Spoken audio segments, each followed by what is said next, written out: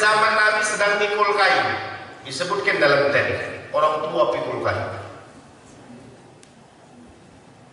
Kata Nabi, ibu yang tua, biar aku yang bawa kain.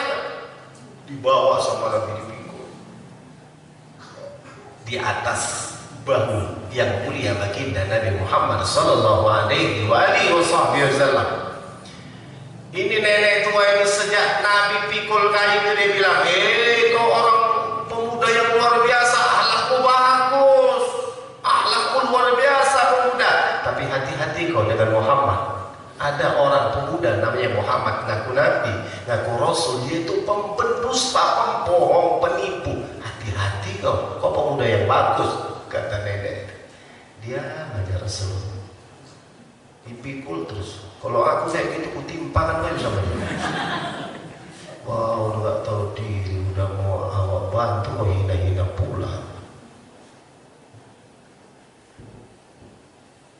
Jadi kalau kita datang nanti pas itu orang datang kampung orang, pilihlah saya, misalnya kita kan dihina orang, malas, nggak usah marah. Biar aja kalau kopi nggak usah. Nanti nyesal kok nanti bilang gitu.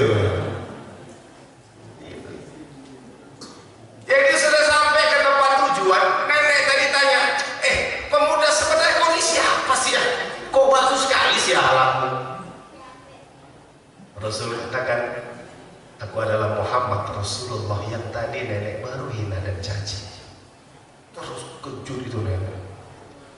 Asyhadu an la ilaha illallah wa asyhadu annaka Rasulullah. Masuk Islam. Akhlaknya Nabi nggak bilang masuk Islam lah kau, nggak disuruh sama Nabi. Tapi akhlak Nabi yang luar biasa menjadi sebab datangnya hidayah kepada umatnya. Insya, maka kita jaga akhlak, saudara.